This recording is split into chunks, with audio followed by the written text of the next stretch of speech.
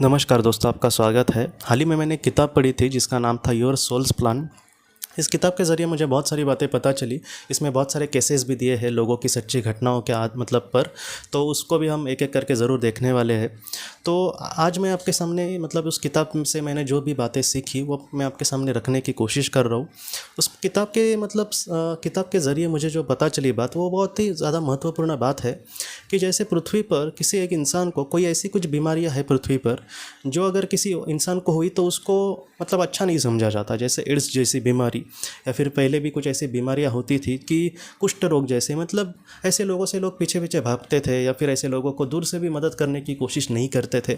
तो इस तरीके से बहुत ज़्यादा लोग, मैं आपको सच कहता हूँ, आपने भी ऐसे जीवन में कुछ ऐसे पल देखे होंगे जहाँ पर किसी एक इंसान को कोई बीमारी हुई है, समझो कुष्ठ रोग या फिर एड्स जैसी, तो उस इंसान को ही दोष देना, जैसे उसने कुछ बुरा कर्म किया होगा किसी जन्म में, इसलिए उसके साथ ऐसे हो रहा है। मैं अगर उसको कुछ मदद करूंगा तो वो अपने पाप से मुक्त नहीं हो जाएगा, इसलिए इस ऐसे लोगों से जितना हो सके दूर रहना अच्छा। कुष्ठ रोग जो पहले था दोस्तों, अभी वो ज़्यादा किसी को होता नहीं, लेकिन ऐसे लोगों को घर से भी निकाला जाता था। उनके परिवार के ही लोग उनको घर से निकाल देते थे और कहते थे कि बाहर जाके मरो, और उनके पर बाद में कोई ध्यान भी नहीं देता था। लेकिन इस किताब के ज़रिए ये तो इंसानियत की ही बात है कि ऐसे लोगों को कभी भी हमें ऐसा उनके साथ व्यवहार नहीं करना चाहिए। लेकिन इस किताब से ज़रिए मैं ऐसी भी बातें सीखा कि जैसे इन लोगों के सामने ऐसे दुख बहुत बार इसलिए आते हैं क्योंकि इनकी आत्मा के लिए वो सारी चीज़ें महत्वपूर्ण बन जाती है कि वो इस तरीके से समाज का सामना करे।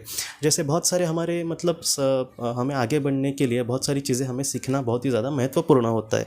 जैसे मैं आपको हमेशा स्कूल का उदाहरण देता हूँ। जैसे स्कूल में हमारा हिस्ट्री का जो सब्जेक्ट है वो ही अच्छा होकर नहीं चलता। जैसे गणित भी हमारा अच्छा होना चाहिए, हमारे लैंग्वेजेस जो होती है अलग अलग वहाँ पर वो भी अच्छी होनी चाहिए, हमारे और भी जो विषय होते हैं वो भी अच्छे होने चाहिए। तो इसी तरीके से पृथ्वी पर भी, पृथ्वी का लोगों का सामना हम किस तरीके से करते हैं समाज का, वो भी बहुत ही ज़्यादा महत्वपूर्ण होता है। इसलिए हमारे जीवन में ऐसे जीवन कभी कभी आत्मा को लेना पड़ सकते हैं जहाँ पर उसको ऐसी बीमारियों का सामना करना पड़े, जहाँ पर उसको दुनिया से बहुत ही बुरी व्यवहार का सामना करना पड़ेगा, बहुत ही बुरा सलूक करेंगे लोग हमारे साथ। तो ऐसे वक्त में ऐसे लोग आत्माओं को बहुत बार ऐसे जीवन लेना पड़ सकता है। तो ऐसे वक्त में हम जैसे हम आम इंसान जो हम पृथ्वी पर अपनी ज़िंदगी जीते रहते हैं, तो उनका ऐसे वक्त में क्या कर्तव्य है? तो सबसे बड़ा कर्तव्य यह है दोस्तों कि ऐसे लोगों को स्वीकार करना, उनके जो बीमारी है उनको स्वीकार करना कि हाँ तुझे ये बीमारी हुई है, कोई इसमें बड़ी बात नहीं है। जैसे हमें सर्दी ज़ुकाम होता है वैसे ही तुझे कोई एक अलग बीमारी हो गई है। तो ये स्वीकार करना, ऐसा ये सबसे पहला कर्तव्य है। और दूसरा ये कि ऐसे लोगों को जितना हो सके दोस्तों उनकी देखभाल करना, उनको मदद करना। जैसे आज भी अगर किसी इंसान ने हमें कहा, हम उससे बहुत रोज़ मिल रहे हैं, उसके रेलवे स्टेशन पर या फिर बस स्टैंड पर उससे थोड़ी सी बात होती है ऐसे वक्त में, और बाद में अचानक हमें समझो पता चले कि उसको एड्स है, तो हो सकता है कि बहुत सारे लोग उससे पीछे पीछे भागे। उनको ये लगेगा कि नहीं, इससे मैं बात नहीं करूँगा, वो एक बुरा इंसान है, इसलिए उसको एक बहुत ही बड़ी बीमारी हो गई है। मैं आपको सच कहता हूँ, हमेशा गलत ही काम करके इंसान को एड्स होता है ऐसा नहीं है। बहुत बार गलत खून चढ़ाने के वजह से भी बहुत सारे लोगों को एड्स हुआ है। तो इस तरीके से ये सारी चीज़ें हैं, इसलिए उस इंसान को सारा दोष उस पर मढ़ना और उसको बुरा कहना ये अच्छा नहीं है। लेकिन किसी भी कारण के वश उस बीमारी के चपेट में समझो वो आया है, फिर भी उसको एक्सेप्ट करना ये हमारा परम कर्तव्य है। क्योंकि ऐसा नहीं है कि उसकी ही गलती की वजह से सारी चीज़ें हुई है।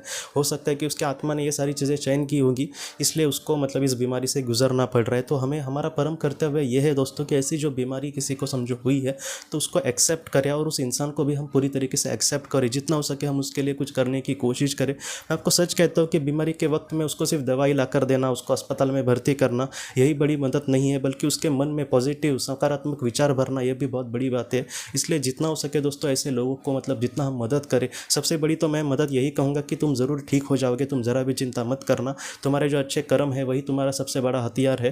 क्योंकि अगर वो बहुत ही अच्छे होंगे तो इस दुनिया से परे जो दुनिया चालू होती है, तुम वहाँ पर बहुत ही बड़े इंसान ज़रूर होंगे।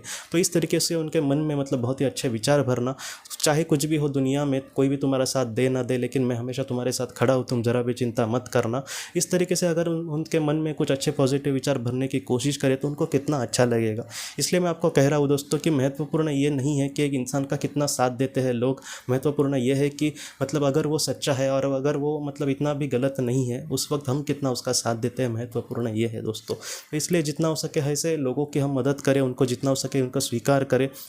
जितना हमें संभव है उतना उनको अगर मदद करने की कोशिश करें, तो ये सिर्फ उनकी परीक्षा नहीं है बल्कि ये हमारी भी परीक्षा है कि हम ऐसे वक्त में किस तरीके से मतलब उनके काम आते हैं। तो जितना हो सके दोस्तों, हम आपको जितना समझो संभव हो ऐसे लोगों की आप ज़रूर मदद करने की कोशिश करें। एक दो मतलब पल की मतलब एक अच्छी बातें भी उनको बहुत मतलब प्रेरणादायी हो सकती है, उनको बहुत ज़्यादा मतलब मोरल सपोर्ट दे सकती है। तो इतना तो कम से कम हम ज़रूर करने की कोशिश करें। तो यही मुझे मतलब इस वीडियो के ज़रिए आपको कहना था दोस्तों। तो दोस्तों हम अपनी अगली वीडियो में किसी नए विषय को लेकर मिलेंगे। तब तक आप अपने परिवार का ख्याल रखना। आपका बहुत बहुत धन्यवाद।